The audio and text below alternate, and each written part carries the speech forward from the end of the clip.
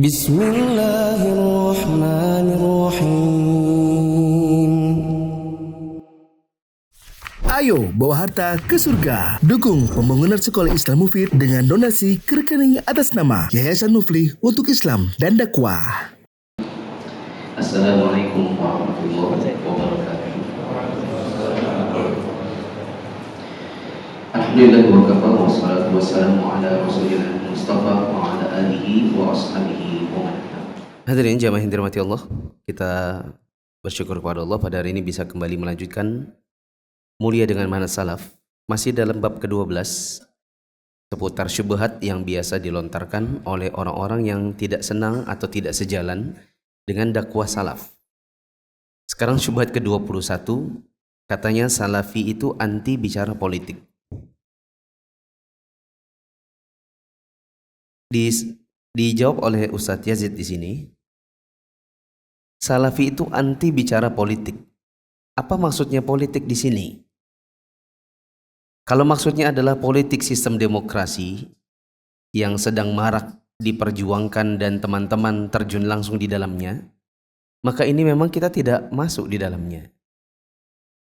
Adapun politik syar'i yang dijelaskan para ulama, maka justru salafi biasa berbicara tentang siapa yang berhak bicara dalam politik ini.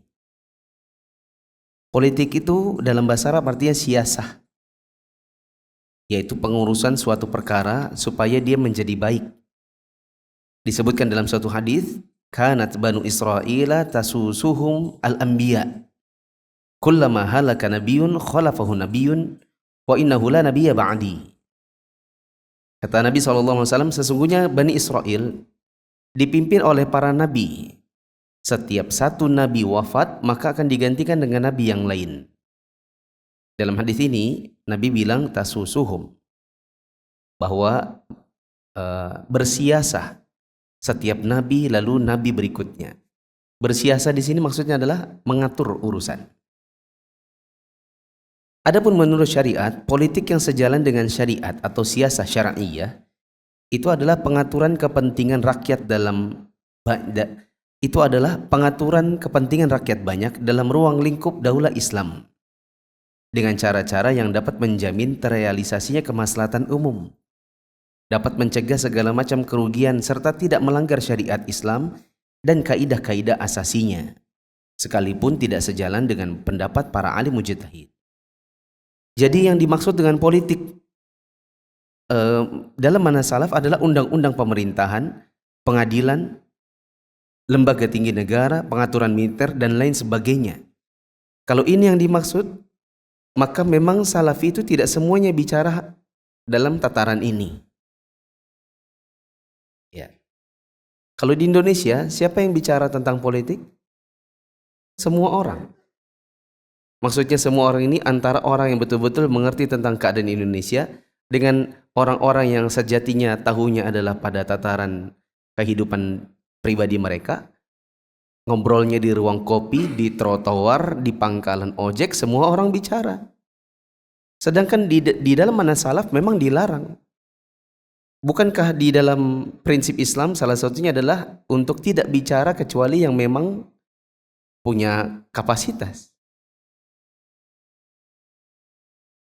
Nah, di dalam demokrasi, karena semua orang punya hak suara, karena semua orang punya hak untuk berpendapat, sehingga di dalam demokrasi wajar kalau semua orang bicara. Sedangkan di dalam manhaj salaf, politik yang syar'i itu tidak semua orang bicara tentangnya. Kata Ibnu Qayyim al-Jauziyah, orang yang menguasai kitabullah dan sunnah Rasulullah serta fatwa-fatwa para sahabat sajalah yang layak dikategorikan sebagai orang-orang mujtahid dalam kasus-kasus nawazil atau kontemporer. Orang-orang yang paham kitabullah, sunnah Rasul, paham tentang sejarah, fatwa para sahabat, mereka yang berhak untuk berfatwa, dimintai fatwa, dan berhak melaksanakan kewajiban berijtihad. Jadi tidak semua orang, termasuk juga dalam kondisi sebuah pemerintahan. Syekh Muhammad Amin Asy-Syanqiti berkata tentang kriteria menjadi seorang imam. Kata beliau, imam itu harus seorang yang mampu menjadi qadhi atau hakim kaum muslimin. harus seorang alim mujtahid yang tidak perlu lagi meminta fatwa kepada orang lain dalam pemecahan kasus-kasus kontemporer. Dari penjelasan para ulama di atas, jelaslah bahwa tindakan para pemuda dewasa ini yang merujuk kepada gerakan-gerakan Islam berbekal majalah, media informasi, TV, ya, kemudian cuma ikut diklat-diklat atau latihan kilat, pendidikan kilat, ya, yang seperti ini sangat bertentangan dengan pernyataan para ulama. Meski mereka mengaku tidak terikat dengan belenggu madhab atau mengaku pakar tentang perkembangan madhab terkini. Maksudnya gini teman-teman, orang di zaman dahulu yang bicara tentang politik itu hanya orang tertentu, punya kapasitas. Orang di zaman sekarang semuanya bicara, termasuk yang pemuda-pemuda. Dulu saya sering mengkritisi, apalagi anak-anak mahasiswa yang IPK-nya cuma 2 koma. Kalian tahu apa? Berdiri di jalan, demo di depan gedung MPR, berdemo di Monas dan lain-lain, kemudian teriak-teriak. Sementara mereka itu masih dalam tahap belajar, pun IPK-nya belum IPK 2 koma. Ya. Teman-teman mungkin lihat di TV. Kadang BEM mana itu, Badan Eksekutif Mahasiswa, diundang ke TV bicara, mengkritisi pemerintah dan lain-lain. Di mana mereka sendiri untuk mengurusi kuliahnya nggak sanggup. Terus bagaimana mengurusi negara? Apa yang kalian tahu tentang hal itu? Pernah di kampus saya, acaranya semacam simposium. Intinya pertemuan lah dengan rektor di kampus.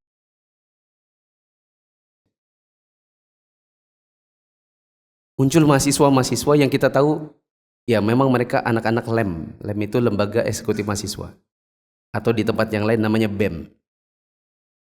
Bicara tentang kebijakan-kebijakan rektor.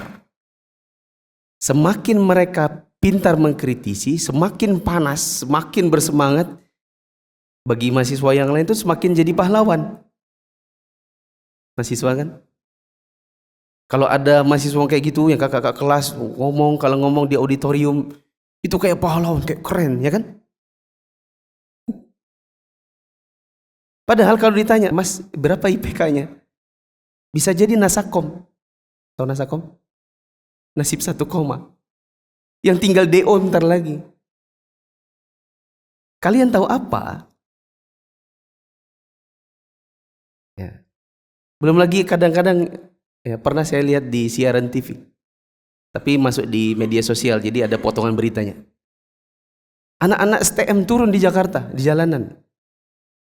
Selamatkan Indonesia, selamatkan Indonesia. Ditanya sama pers, Mas, gimana Mas? Selamatkan Indonesia, merdeka, iya. Diselamatkan dari apa Mas? Dari, pokoknya selamatkan Indonesia. Dia turun ke jalan, rupanya dikasih nasi bungkus. Disuruh selamatkan dari apa, nggak tahu. Ya. Ini kan berarti ada sebagian orang yang bicara tentang politik, tentang kenegaraan, tapi tidak paham apa yang dia bicarakan. Rupanya yang dikejar apa? Nasi. Nah, diajak orang demo, nggak tahu apa yang diinginkan itu apa, nggak tahu. Nah, kalau yang seperti ini jelas manhaj salaf tidak setuju dan tidak suka.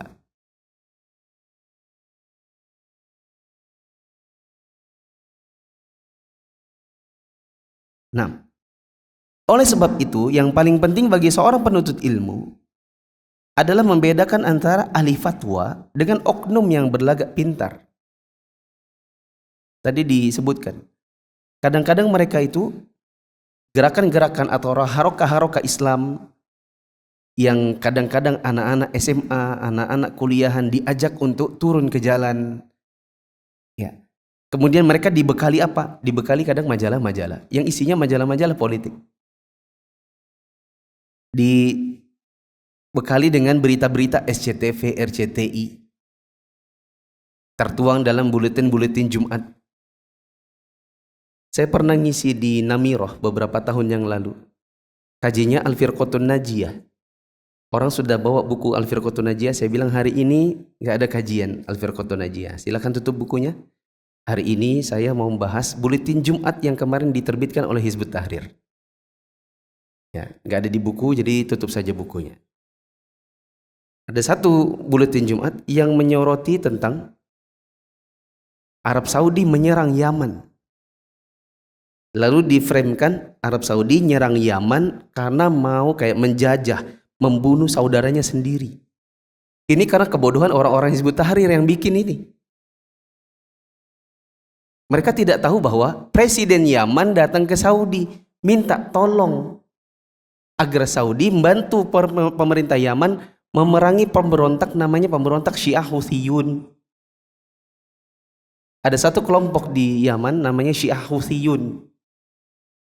Salah satu sekte Syiah, di mana mereka mau memberontak dan mengambil alih Yaman, maka presidennya Yaman datang ke Saudi minta tolong Saudi buat bantu pemerintah Yaman. Kalau dikatakan menyerang saudara sendiri, Syiah ini masalahnya Syiah Houthiyun ini kafir. Tidak seperti Syiah Zaidiyah misalnya. Nah, ini kan orang tidak paham akidah. Karena anda ngerti, ada yang namanya Syiah, ada yang namanya Syiah Rafidhah, ada yang namanya Syiah Houthiyun atau Houthi, ada yang namanya Nusairiyah, ada yang namanya Zaidiyah. Karena anda paham akidah, anda ngerti politik, lalu kemudian bicara. Coba kalau seandainya kaum muslimin yang terima buletin Jumat Hizbut Tahrir hari itu baca, mereka nanti benci sama Saudi, betul? Dan memang begitu, banyak orang yang benci dengan Saudi dikarenakan berita-berita yang tidak jelas atau berita-berita yang justru salah.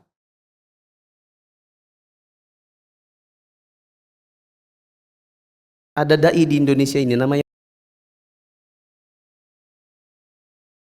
kurang lebih saya ingat 2 kali ditangkap beberapa tahun yang lalu karena menyebarkan berita-berita yang sebenarnya berita hoax, kemudian ya intinya ditangkap polisi.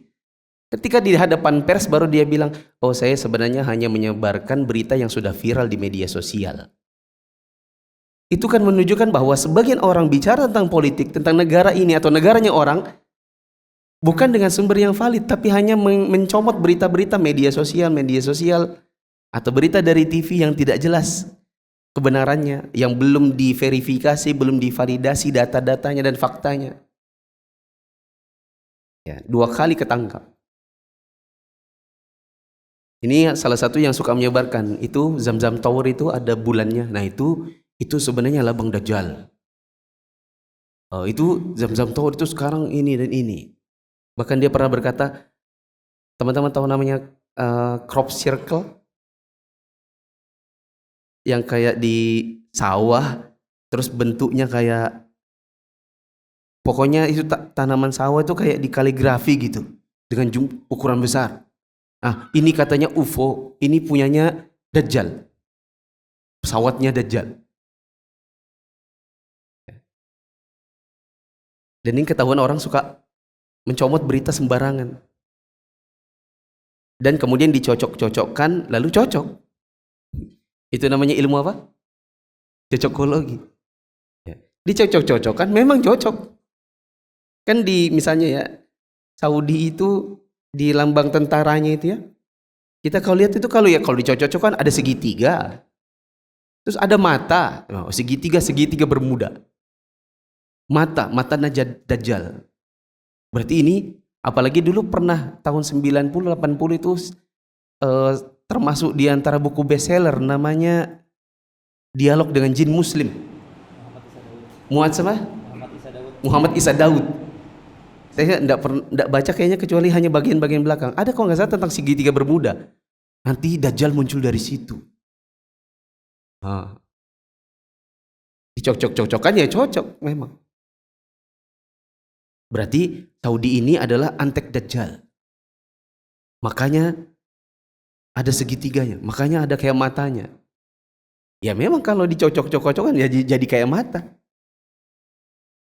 Ya, pustaka Imam Syafi'i Ada nggak Mustaqim Syam? Nah, ini. Oh, tapi ini logo lama. Ada logonya yang kedua setelah ini. Kalau dilihat itu kayak mata. Ini juga penerbit Wahabi Dajjal. Soalnya bentuknya kayak mata. Gitu. Jadi kalau dicocok-cocokannya jadinya ya semuanya cocok seperti yang dia mau. Nah. Kata Abu Hatim Ar-Razi rahimahullah, pendapat dan mazhab yang kami pilih adalah mengikuti sunnah Rasulullah SAW, para sahabat, tabi'in, serta orang-orang yang mengikuti mereka dengan baik. Yaitu memegang teguh Al-Quran Sunnah, membela para imam yang mengikuti jejak salaf, memilih apa yang dipilih oleh ulama ahlu sunnah, seperti Imam Malik di Madinah, Al-Auza'i di Syam, Al-Layth di Mesir, Sufyan Ats-Tsauri dan Hammad di Irak. Kami pilih pendapat-pendapat para imam tersebut dalam memecahkan kasus-kasus kontemporer yang diriwayatkan pemecahannya dari Nabi, para sahabat dan tabi'in. Kami membuang jauh-jauh pendapat para pengacau, penebar syubhat, penebar kebohongan dan kedustaan. Jadi jelaslah orang yang berilmu dan mencari kebenaran, siapa yang berhak untuk dimintai fatwa. Lantas mengapa kalian saling berlomba-lomba dalam memenuhi panggung politik, wahai pemuda Islam? Hati kalian sangat tergoda dengan gemerlapnya. Dari segala penjuru kalian berbondong-bondong mendatanginya, seakan-akan itu merupakan hak kalian. Lebih baik dan utama kalian mempelajari Al-Quran dan Sunnah menurut kadar kemampuan dan kewajiban atas kalian. Sesungguhnya itulah yang menuguhkan keistiqomahan kalian dan lebih menjamin sampainya kalian ke tempat yang dituju, yaitu surga. Daripada terjun di dunia yang kita ini kadang-kadang sebenarnya bukan pakarnya. Ya. Saya beberapa hari ini ada rilis video pendek, judulnya "Mengapa Ustadz Salafi enggan jadi caleg?" Komentar yang rata-rata muncul, bahkan ini muncul bukan cuma dari orang-orang Haroki.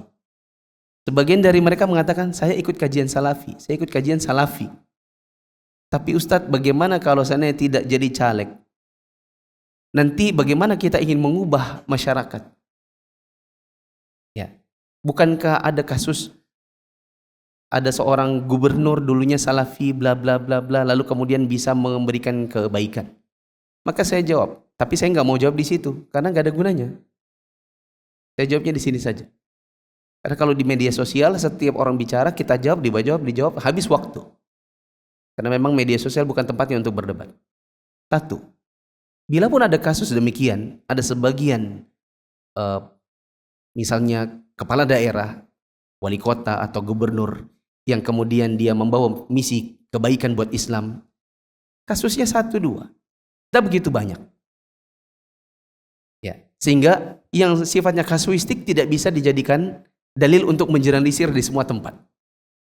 Yang kedua, kebanyakannya kalau kita katakan nanti kalau kita berkuasa lalu kemudian kita ubah masyarakat, yuk kita simulasi. Ini teman-teman silakan menjawab.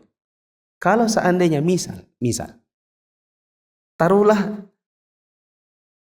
Presiden 2024 itu misalnya Ustadz Firanda, misalnya. Kemudian dia bikin peraturan, dia ingin mengubah masyarakat. Kepada para lelaki di Indonesia ini yang muslim, maka yang tumbuh jenggotnya harus dipelihara. Setiap yang muslimah wajib berjilbab. Setiap laki-laki wajib untuk sholat 5 waktu. Menurut antum, kira-kira yang demo di depan kantor presiden pertama itu rata-rata orang kafir atau orang muslim? Paling orang muslim sendiri. Ini menunjukkan kepada kita membuat kebaikan di masyarakat dan mengubah mindset mereka itu tidak bisa dengan menjadi atas lalu kemudian membuat peraturan ke bawah. Tidak bisa dengan top down, tidak bisa. Dia harus bottom up. Di mana kita mengubah masyarakat dengan cara mendidik mereka, nanti mereka sendiri akan meminta. Akan muncul dari masyarakat ini pemimpin nanti yang kita harapkan. Bukankah Nabi SAW pernah didatangi oleh orang-orang kafir? Kemudian diajak, Muhammad, yuk kita dalam tanda kutip barter. Kami kasih kamu yang kamu mau. Apa? Mau apa? Perempuan. Kita kasih. harta, kita kasih. Bahkan kita jadikan kamu sebagai penguasanya kita ini semua. Tapi bisa nggak berhenti dakwah? Tukar guling, kamu berhenti dakwah, kita kasih dengan 3 ta tadi. Harta, tata, wanita. Ayo. Mana yang Nabi ambil? Dakwah atau 3 ta tadi? Dakwah. Pertanyaannya, masyarakat di sekitar Nabi berubah atau tidak? Berubah dari kemusyrikan jadi tidak musyrik gitu. Mereka menjadi orang-orang yang lebih baik daripada sebelum kedatangan Nabi atau sebelum Nabi SAW diutus dan berdakwah. Ini menunjukkan kepada kita bahwa kalau kita maksudnya mau mengubah masyarakat menjadi lebih baik dengan menjadi membuat Islam ini menjadi semakin luas, menjadi semakin disenangi di masyarakat, itu bukan dengan cara berkuasa lalu kemudian membuat peraturan-peraturan. Ya. Kalau katanya memang pernah terjadi gubernur Sulsel yang sebelum ini, tapi gubernur Sulselnya bukan beliau aslinya, beliau itu aslinya adalah wakil gubernur. Kemudian entah apa yang terjadi, saya nggak ingin judging tentang gubernur yang asli. Intinya kemudian di PLT, intinya jadi wakil gubernur jadi gubernur. Kemudian suka bikin kajian Ustadz Firanda, bikin zoom dengan Ustadz Firanda. Kemudian berarti ini gubernurnya Salafi, karena yang diundangin Ustadz Salafi. Oke, misalnya Salafi. Oh, ini gubernurnya bagus nih ya. Kejadian seperti ini kasuistik sekali. Ya. Coba dibandingkan, tanya kita nggak bisa bicara lebih lanjut menyebutkan nama-nama orang-orang yang punya cita-cita untuk mengubah ini, mengubah itu. Sebagian dari mereka bahkan di masa-masa pemilu mereka yang berubah. Dulu ada gubernur, sebut nggak ya? Gubernur, saya ngomong aja deh. Beberapa tahun lalu ada gubernur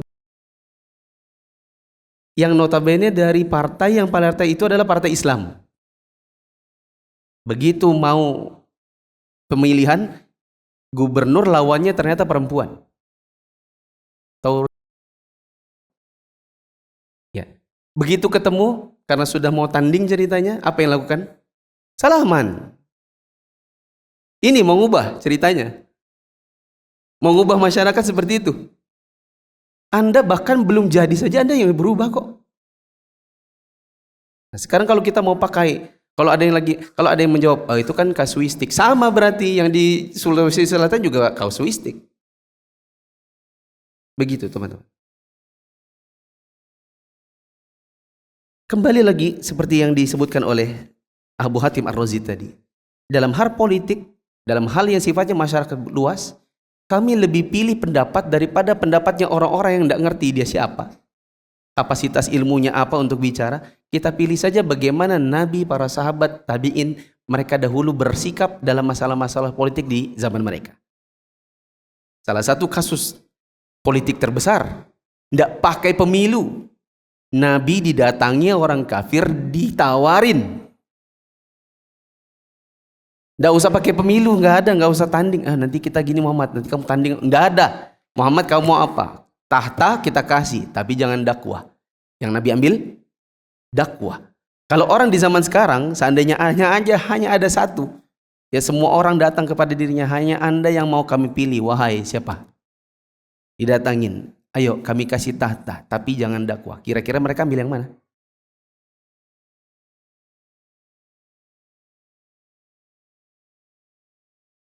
Baik. Allah Subhanahu wa taala berfirman, "Walau annahum fa'alu ma yu'aduna bihi lakana khairan lahum wa ashadda tathbita." Dan sekiranya mereka benar-benar melaksanakan perintah yang diberikan, niscaya itu lebih baik bagi mereka dan akan lebih menguatkan iman mereka. Apabila praktek politik yang dimotori para pemuda sekarang ini sudah menjadi alasan bertindak anarkis di atas namakan jihad, dan apabila mereka para pelajar membabi buta dan serampangan membahas hukum jihad, padahal mereka tidak paham sama sekali tentang akidah yang benar, apalagi tentang jihad. Syekhul Islam Ibnu Taimiyah rahimahullah mengatakan, kesimpulannya pembahasan tentang hukum jihad merupakan tugas khusus para ulama yang benar-benar alim. Tidak semua orang. Karena di negeri kita ini juga pun ada sebagian orang yang suka berbicara tentang jihad dan mengajak kaum muslimin untuk jihad. Seperti mereka mengatakan, ayo jihad ke Palestina, ayo jihad ke Suriah, ayo jihad ke Afghanistan. Ya, kalau ditanya kapasitas Anda apa? Apakah Anda ulama alim yang bicara tentang siasat syariah? Jawabannya tidak.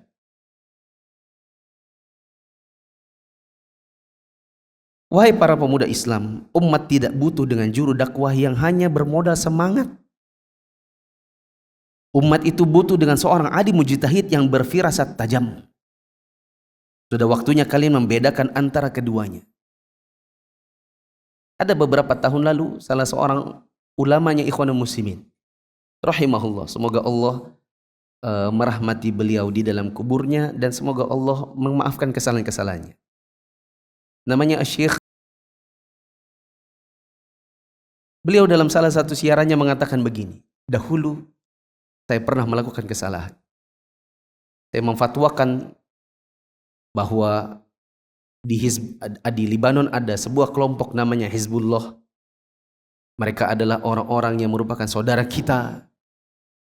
Dan kita harus membantu mereka untuk memerangi orang-orang di Suriah, memerangi Israel, atau memerangi Yahudi. Sementara ulama Saudi di saat itu telah memfatwakan, menyebarkan bahwa orang-orang Hizbullah ini sejatinya adalah Syiah. Dan setelah sekian tahun baru saya sadari ternyata saya salah. Dan saya lihat memang ulama-ulama Saudi lebih cerdik, lebih cermat melihat daripada saya. Tapi fatwa beliau banyak dampaknya juga. Ya, terhadap jihad di Palestina, terhadap jihad di Suriah yang kadang-kadang sebagian kaum muslimin di sana karena fatwa tersebut melihat lawan seperti kawan. Lantaran namanya Hizbullah, kelompoknya Allah. Padahal ternyata orang Syiah. Ya. Nah, maka hendaklah kita bedakan mana orang-orang yang layak untuk berfatwa dalam masalah-masalah politik dengan yang tidak. Berapa banyak orang yang tidak punya kapasitas memberikan fatwa dan yang menjadi korbannya adalah jutaan kaum muslimin. Dahulu meskipun dipimpin oleh Bashar Assad yang sekarang ini, rakyat Suriah itu masih baik kehidupannya meskipun dipimpin oleh seorang pemerintah yang kafir. Karena adanya fatwa-fatwa sebagian orang yang tidak punya kapasitas, mereka mengajak kaum muslimin di sana untuk dalam tanda kutip berjihad, yang wafat 2 juta orang. Dan orangnya yang mau diturunkan tak turun-turun. Ya. Begitu juga kejadian di Mesir saat ada pemberontakan dari As-Sisi kepada Mursi. Mengapa kalian menjauhi para ulama yang telah menghabiskan waktu mereka untuk bersama ilmu, belajar, mengajarkan ilmu serta gigih berdakwah seperti Syekh bin Baz, Syekh Ibnu Utsaimin, Syekh Al-Albani, Syekh Shalih bin Fauzan dan yang lainnya? Kalian ternyata lebih condong kepada para penuntut ilmu, bukan para ulama. Kesalahan pertama kalian adalah merasa puas dengan sesuatu yang tidak kalian miliki, yaitu ketika kalian memilih jalur politik padahal kalian bukan pakarnya. Padahal cukuplah ulama tersebut menanganinya. Akan tetapi seruan menyesatkan bergema. Ulama kita sekarang, ulama yang sekarang ini, mereka itu kurang memahami situasi kondisi.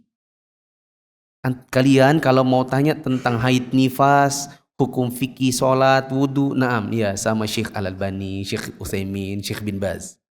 Tapi maaf, mereka ini kan orang-orang yang tidak ngerti tentang politik. Jadi kalau nanya sama kami. Akhirnya diminta fatwa kepada orang yang tidak punya kapasitas, meninggal 2 juta orang. Apa yang dihasilkan? Nggak ada. Apakah turun yang mau diturunkan? Tidak. Kesimpulannya, hanya ulama yang menguasai ilmu syariat saja yang berhak menangani siasah syariah atau politik yang sesuai dengan syariat. Teman-teman kemarin mengikuti mungkin ya, daurah bedah kitab tindak tanduk penguasa. Ini pembicaraan kita masalah politik. Ya. Siapa yang bicara di buku yang kita bedah? Salah seorang profesor di bidang akidah, yaitu Syekh Ibrahim Ar-Ruhaili. Ya. Maksud kami ya seperti ini, bahwa kalau dikatakan Salafi itu tidak suka bicara politik, kita katakan Salafi bicara politik. Hanya saja Salafi itu dalam pembicaraan politik sadar diri. Ya, kita bicara sampai kepada kapasitas apa. Kalau tidak punya kapasitas gak berani bicara. Syubhat yang terakhir. Ini insya Allah sudah yang terakhir. Syubhat ke-21. Ahlus sunnah wal jamaah atau Salafi, kata sebagian orang, mereka itu tidak paham fiqhul waqi'. Fiqhul waqi' itu artinya fikih realita, alias kejadian-kejadian realita yang harus diketahui. Ya. Kalau ditanya emang apa sih contohnya fiqhul waqi' di zaman sekarang, misalnya mereka mengatakan seperti yang saya contohkan tadi, yang katanya seputar Saudi. Begitu juga ya, ini diantara dua dai yang sering bicara tentang kekinian seputar Saudi, seputar akhir zaman. Tapi banyak darinya yang sifatnya hanya cocokologi, dicocok-cocokkan ya jadi cocok. Ya. Kalau dicocok-cocokkan, tapi beritanya dapat dari mana, sudah divalidasi atau diverifikasi atau belum, yang bicara ini siapa, kapasitasnya apa, ulama atau bukan, maka ini masih sebut semua tanda tanya. Kita katakan para ulama terdahulu mengenal fiqhul waqi' dengan sebutan fiqhun nafs. Antara kedua istilah ini ada perbedaan mendasar. Hal ini dapat terungkap melalui perkataan emas Ibnu Qayyim al-Jauziyah. Beliau berkata, seorang mufti atau seorang hakim tidak mungkin mampu berfatwa atau menetapkan hukum kecuali dengan bantuan dua jenis ilmu. Yang pertama adalah memahami situasi dan kondisi, dan dengan itu ia bisa menarik kesimpulan tentang pokok permasalahan yang sebenarnya. Yang kedua adalah memahami apa yang diputuskannya berkenaan dengan kondisi tersebut, yaitu memahami hukum Allah yang telah ditetapkan dalam Al-Quran ataupun hadis Rasulullah SAW. Contohnya gini teman-teman, contoh kekinian. Sekarang lagi rame hukum apa ya? Muamalah deh. Kalau mau yang agak lama tentang GoPay misalnya. Oke, kita kasih contoh dengan contoh lama. Permasalahan imani. Seseorang punya akun imani atau dia punya kartu yang diterbitkan oleh bank. Kalau dia pakai belanja, dia nggak perlu lagi bawa uang cash. Dia cukup tap, baik pakai kartunya atau pakai NFC di HP-nya. Nanti sudah terbayar begitu saja, tinggal potong uang yang ada di dompet elektroniknya. Ya kan? Pertanyaannya, kalau kadang-kadang ada penawaran, seperti misalnya kita mampir di restoran, di meja itu ada brosurnya. Tertulis, kalau Anda bayarnya pakai imaninya Anda, bank ini, maka nanti dapat diskon. Pertanyaannya, diskonnya itu halal atau tidak? Kalau bayarnya doang, boleh. Masalahnya itu diskonnya itu loh. Boleh atau tidak? Nah ini, seorang mufti tidak boleh langsung berfatwa sebelum dia paham betul tentang imani itu seperti apa, diambil dari mana, kemudian apakah dia dari bank ataukah dia dari perusahaan apa, itu harus ada rincian-rincian. Ya. Diteliti terlebih dahulu, baru kemudian menetapkan keputusan atau hukumnya sesuai dengan kitabullah dan sunnah Rasulullah. Kalau ada orang berkata, menurut saya boleh-boleh aja, ketika ditanya memang detailnya kayak apa, ya katanya, loh kok katanya? Kalau katanya berarti Anda belum tahu. Kalau belum tahu berarti tidak boleh dulu apa? Mengeluarkan produk hukum. Ini yang dimaksud dengan fiqhul waqi'. Anda kalau mau memfatwakan sesuatu, lihat dulu realitanya yang mau difatwakan ini apa. Kata penulis, siapa saja yang sering meneliti syariah dan masalah-masalah yang dihadapi para sahabat, tentu dapat menemui hal semacam ini. Hak manusia banyak tersia-siakan jika cara ini tidak diterapkan. Ya, artinya tidak digali dulu, langsung dihukumi, itu bisa menghilangkan hak banyak orang. Ya. Seperti kalau teman-teman dapat pengaduan tentang misalnya masalah tanah. Dua orang berseteru, kemudian kita langsung ngomong, oh yang menang kamu, berarti itu punyamu. Sementara kita nggak cross check dulu, realita di lapangannya seperti apa, tanah itu datangnya dari mana, lihat kwitansinya, tanggalnya, materainya, akad jual belinya. Kalau tidak diteliti dulu, nanti bisa jadi kita menangkan orang yang tidak punya hak. Ya. Sama seperti kita mau menyelesaikan masalah orang, tapi kita hanya dengar satu pihak. Pihak yang lain nggak hadir. Ya. Saya pernah diminta sama salah seorang ikhwan. Intinya adalah masalah warisan. Keluarganya berseteru karena bapak pernah punya 2 istri. Meskipun istri yang satu meninggal dulu baru menikah lagi. Akhirnya ada istri yang baru dengan anak-anaknya versus anak-anak dari istri yang lama. Ngadu, Ustadz bagaimana kalau gini-gini? Aduh nggak bisa. Kalau nggak ketemu sama yang lawannya sana saya nggak mau. Nanti saya memfatwakan sesuatu padahal saya cuma dapat dari antum, tidak dengar dari yang pihak sebelah sana. Kalau mau dudukan semua. Baru ketemu semua. Siapkan papan tulis. Saya mau tahu apa saja. Riwayatnya kayak apa. Digali dulu. Tidak langsung dihukumi. Dari penjelasan Ibnu Qayyim di atas, jelaslah bahwa beliau bicara tentang firasat yang dianugerahkan kepada seorang hakim ketika memutuskan suatu perkara yang tidak diketahui keadaan sebenarnya. Bukan seperti yang dikira sebagian orang. Begitu melihat Ibnu Qayyim menggunakan istilah fiqhul waqi', langsung yang diartikan adalah fiqhul waqi' yang digeluti para pemuda sekarang ini. Mereka banyak menelaah dan mengikuti perkembangan berita. Oh, ternyata ketika ditanya fiqhul waqi' ini katanya sebagaimana yang disebutkan di berita SCTV, sebagaimana yang disebutkan di RCTI. Sementara media-media ini ya adalah media yang kadang-kadang bisa jadi beritanya masih butuh cross check lagi. Bisa jadi beritanya masih perkembangan terkini, belum penelitian selanjutnya. Baru sampai pada tahap ini. Istri saya itu S1-nya ilmu komunikasi, bidangnya adalah bidang pemberitaan. Makanya istri saya pernah jadi news anchor. Istri saya bilang di ilmu kita di S1, kita kalau neliti tentang bagaimana media membuat berita, kita semakin tahu betapa mengerikannya untuk mengkonsumsi berita. Ya, karena ada trik untuk bisa naikkan iklan misalnya. Karena ini lagi in, maka dibuat iklan mahal. Beritanya dinaik-naikkan terus. Begitulah kurang lebih. Saya nggak bisa membahasakannya dengan bahasa seperti istri saya. Tapi intinya adalah, justru kalau kita tahu bagaimana sebuah media massa meramu berita dan menyebarkan kepada masyarakat, kita justru harus semakin hati-hati untuk menerima berita. Apalagi media-media ini banyak dikuasai bukan oleh orang muslim. Ya atau tidak?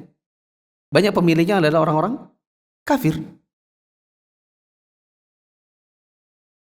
Perkara yang kita sesalkan atas orang yang mencampurkan fiqhul waqi' dewasa ini, ya, mereka nyebur di situ, bukan karena mereka menghabiskan waktu menyelidiki makar-makar musuh. Yang kita sesalkan adalah sebagai berikut. 1. Mengadakan pembenahan umat atas dasar kerja politik. Sementara Nabi dan Rasul semuanya membenahi umat dengan kinerja dakwah. Nanti menghasilkan perdebatan, apakah kita tidak bisa berdakwah dalam dunia politik? Jawabannya, coba tanya sama yang sudah nyemplung. Apakah jangan-jangan orang-orang di dunia politik ini yang tadinya di dunia dakwah, begitu masuk di politik mereka yang berubah duluan? Saya sudah contohkan tadi. Ya, karena yang saya maksud itu notabene adalah seorang ustadz. ketika dia adalah orang ustadz alias dunia dakwah, ketika masuk ke politik belum berkuasa sudah berubah duluan ke ustadzannya. Sifat ustadznya hilang jadinya. Coba antum, saya tanya, bagaimana kalau antum menemukan saya keluar sana terus salaman sama akhwat-akhwat? Besok Jumat antum mau hadir lagi? Atau bahkan antum selamanya nggak akan ngaji lagi? Ternyata ustadznya sama perempuan nggak jaga diri, betul kan? Kedua, masuk dalam kancah politik dan mengeluarkan masalah politik padahal mereka bukan ahlinya. Ini kesalahan yang kedua. Kesalahan yang ketiga, melangkahi para ahli, yaitu ulama dan umara. Kesalahan yang keempat, kadang-kadang mereka menghujat para ulama. Yang ulama yang dimaksud betul-betul ulama ya teman-teman. Karena ulama itu ada dua. Ada ulama Rabbani, ada ulama su'. Ya. Ulama Rabbani yaitu ulama yang betul-betul membangun keulamaannya di atas ilmu yang benar. Kalau di Indonesia, diksi ulama ini bahkan bisa ditempelkan kepada orang yang bahkan tak bisa baca kitab. Diksi ulama ini bahkan bisa ditempelkan kepada orang yang pintar ceramah tapi tidak bisa baca Quran. Kadang-kadang ulama yang Rabbani di Indonesia ini dihujat. Tadi contohkan, mereka menamakan ulama itu ulama celana dalam wanita. Kalau untuk urusan jihad, kita pakarnya. Kalau untuk haid nifas, ya udah tanya sama masyayikh di sana. Kelima, kebodohan mereka terhadap jalur informasi yang mereka terima. Mereka tidak cek dan recheck terlebih dahulu. Langsung sebar. Teman-teman tahu kan, di zaman sekarang ini yang namanya AI. AI-nya bahkan bisa memutar suaranya Jokowi. Padahal Jokowi yang nggak ngomong. Tahu kan? Tadi saya dapat.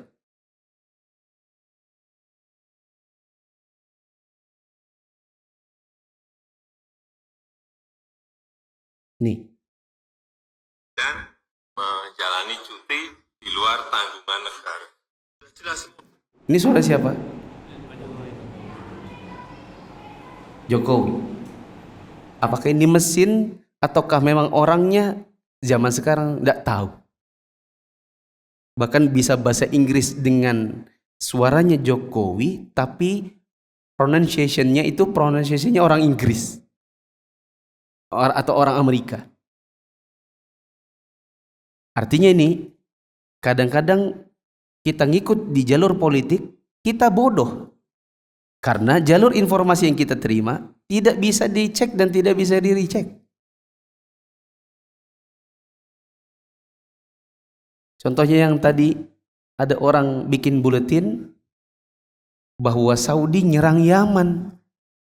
Tentu orang yang kuliah di Saudi, yang ngerti politik di Saudi, gergetan. Mana bisa, kok bisa Saudi dibilang nyerang Yaman padahal presidennya Yaman datang ke Saudi dia minta bantuan. Masa ada presiden datang, tolong dong serang negara saya? Adakah presiden seperti itu? Ya.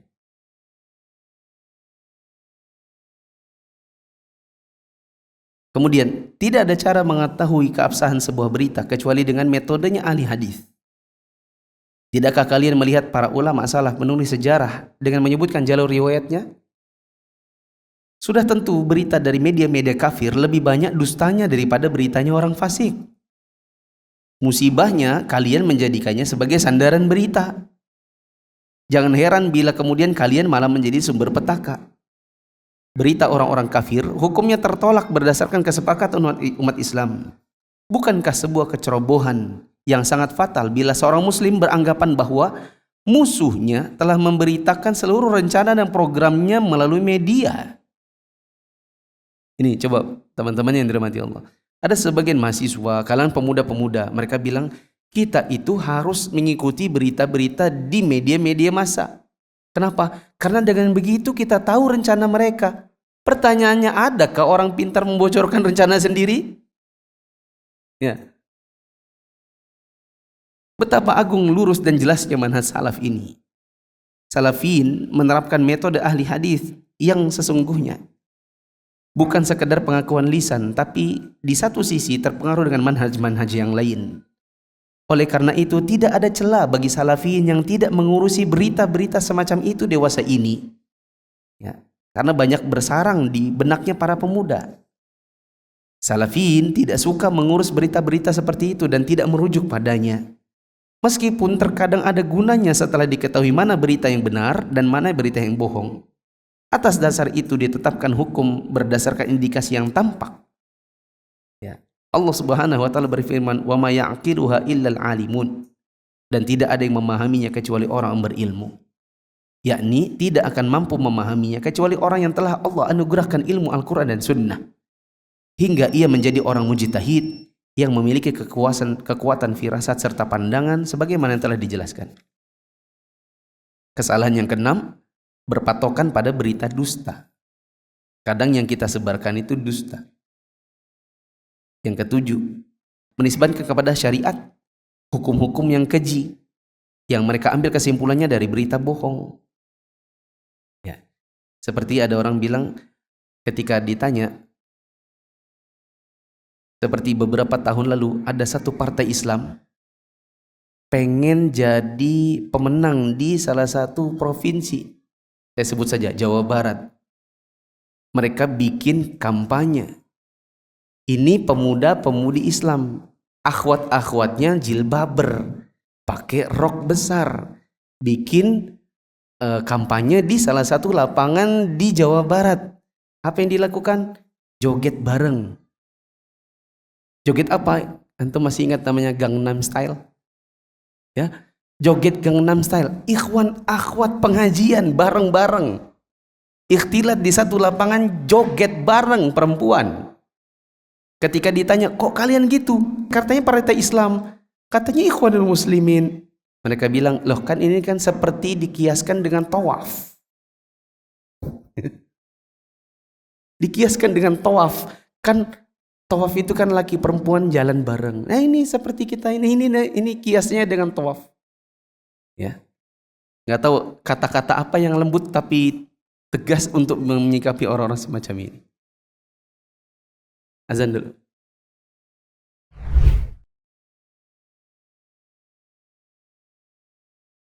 Allahu Akbar, Allahu Akbar, Allahu Akbar, Allahu Akbar. Asyhadu an la ilaha illallah. Asyhadu an la ilaha illallah. Asyhadu anna Muhammadar Rasulullah. Asyhadu anna Muhammadar Rasulullah. Hayya 'alas salah.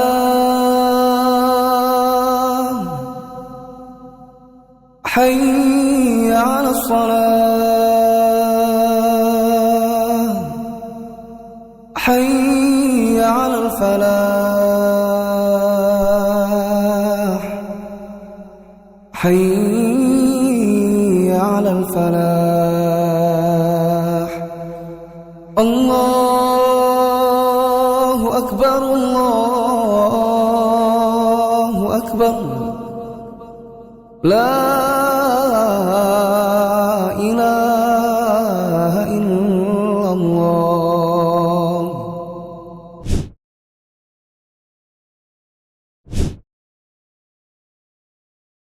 Kita selesaikan ya. Yang keberapa tadi?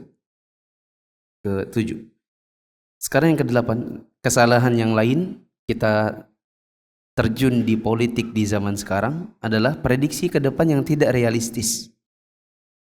Perkiraan-perkiraan semu yang tidak ada bedanya dengan perkiraan para politikus yang lebih kenal dengan pengamat politik. Kesembilan, kita hanyut dalam gelombang politik sampai pada batas mengajarkannya dan menyandarkannya kepada masyarakat awam. Berhubung fikul waqi ini sangat besar pengaruhnya dalam mengacaukan dan membahayakan pemikiran, maka para ulama Ahlussunnah punya penilaian tersendiri dalam masalah ini. Di antaranya Syekh Rabi' bin Hadi Al-Madkhali mengatakan, suatu hal yang sangat mengherankan pada orang-orang yang begitu fanatik membahas fikul waqi' ke politik di zaman sekarang adalah mereka menghidangkannya kepada semua orang seolah fikul waqi' ini ilmu mulia, seolah ilmu yang paling mulia. Semua orang bicara, semua orang mau diajarkan. Bahkan di khutbah Jumat. Bahkan sejumlah orang terlampau radikal dalam masalah ini hingga menjadikannya ilmu syariat sebagai penopangnya, lalu membesarkannya melebihi kapasitas yang seharusnya. Sesuatu yang tidak pernah dilakukan oleh generasi terdahulu. Pada hakikatnya tidak layak disebut dengan ilmu, apalagi fikih. Kalaupun memang ilmu atau fikih, adakah literatur terdahulu yang menulis tentangnya? Adakah ulama terdahulu maupun sekarang bicara tentang ilmu fikul waqi'? Adakah pedomannya? Mengapa tidak dinamai ilmu atau fikih Islam? Sedangkan kita buka buku fikih nggak ketemu dengan bab fikul waqi'. Tidak lain karena fikul waqi' ini memiliki tujuan politis yang sangat berbahaya, seperti meruntuhkan manhaj salaf, merusak pemikiran generasi muda, memata-matai kaum muslimin, menggunakan berita-berita koran, majalah, dan TV yang penuh kebohongan sebagai referensi. Termasuk menopang fikih adalah analisa dan prediksi politik yang penuh kedustaan dan kebohongan. Menyelewengkan nas-nas Al-Quran dan Sunnah, ditegakkan di atas kejahilan dan hawa nafsu. Fikul waqi' ini fokus pada sikap berlebih-lebihan dan intimidasi pemikiran, sampai-sampai ilmu syariat pun dijadikan penopang. Ya, malah saya bilang begini, teman-teman. Salah satu metode dakwah bagi orang-orang pergerakan untuk memudahkan memasukkan pemikiran mereka, pemikiran harokah politik ke dalam kaum muslimin, itu lewat kajian sirah nabawi. Kajian sirah nabawiyah itu salah satu cara untuk bisa memasukkan pemikiran politis sebagian orang pergerakan ke dalam pemikiran kaum muslimin. Waktu itu Ana jawab buat antum ya. Seperti ketika Aisyah ikut berperang, lalu kemudian ini dijadikan dalil bahwa wanita boleh jadi caleg. Ya. Sementara Aisyah sudah bertaubat. Ketika ada orang berdemo kepada Nabi di hadapan kaum muslimin, dia bilang, "Ya Rasulullah, Anda tidak adil." Itu dijadikan dalil bolehnya mengingkari penguasa di atas mimbar di hadapan kaum muslimin. Padahal yang melakukannya adalah nenek moyangnya orang Khawarij. Siapa namanya, teman-teman? Dzulkhuwaisirah. Ya. Nah, ini kalau kita baca-baca buku sejarah Nabi, ini kalau mau dipelintir-pelintir jadi hukum-hukum politik seperti zaman sekarang, bisa. Ya. Kemudian, keburukan yang lain adalah dengan reputasi yang sangat jelek ini, wajar kalau kemudian ilmu fikul waqi' ini menghasilkan khayalan dan malapetaka. Salah satu akibatnya adalah mencerai-beraikan generasi muda, menanamkan rasa dengki dan akhlak yang tercela, seperti menuding orang yang tidak bersalah, mendustakan kebenaran, bahkan menyebarkan kebohongan. Coba teman-teman yang hari ini gemar dengan politik, saya tanya, apakah teman-teman semuanya menyaring berita lalu kemudian disebarkan? Ataukah semua berita kalau mendukung dengan apa yang disukai bisa langsung disebarkan? Yang antum baca di grup-grup keluarga atau alumni zaman sekarang, apa isinya? Ya, berita politik, video politik, yang kadang-kadang kita tidak bisa tahu, ini beneran suaranya Jokowi kah? Ini beneran Anies Baswedan kah? Karena suaranya ada, videonya tidak. Ya. Kalaupun ada videonya, teman-teman tahu AI itu kan? AI itu kan bisa kelihatan meskipun suaranya si fulan misalnya. Tapi dari gerak bibir saja orang itu bisa tahu itu adalah bohong. Ya atau tidak? Pernah ngamatin enggak? Misalnya ada video, anggap saja ya videonya Jokowi misalnya. Suaranya suara Jokowi. Tapi dilihat dengan seksama, kita lihat gerak bibirnya itu kaku. Bisa kelihatan ini adalah video editan, betul? Kalau bagi sebagian orang yang tidak ngerti media kan, wih Jokowi, wah share langsung. Ya atau tidak? Wah Jokowi ngomong gini, bagi yang nggak suka share, lalu kemudian kasih caption yang jelek-jelek. Bagi yang suka share juga, kasih caption yang bagus-bagus.